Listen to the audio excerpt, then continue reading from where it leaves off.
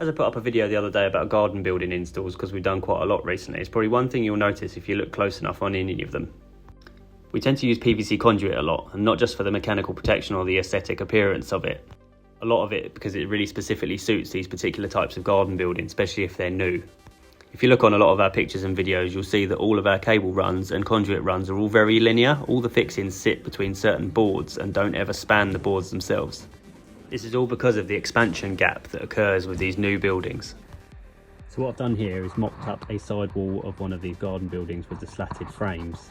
And the idea is when fixing anything to these frameworks is to put the fixings in the centre of each board or around in a single board and not over two boards, for example. So this box is fixed twice but on the same board. It shouldn't bridge this gap and have a fixing in each one, otherwise it is retaining those two boards together. And what you'll find is when those boards do expand, it will either crack the boxes, it will put more strain on the installation. So if you provide gaps between the conduit or use conduit like that with saddles, you can get enough room where it will allow that to expand and the conduit will rise and fall within the accessories, not damaging the cables. If you leave a little bit of slack on the cables as well, but it's just a great way of doing that because it will allow movement within the boards but without damaging any of the accessories or the cabling themselves.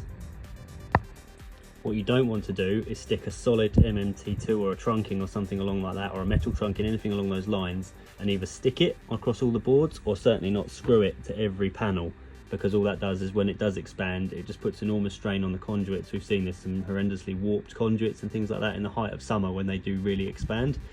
It can really sort of blow out the conduits, crack them again, and again will also put strain on the cables themselves. So that's definitely not the way to go. So there you go. If you don't want to go back in a few months' time and have to repair all your own work, that's a great thing to bear in mind when doing these.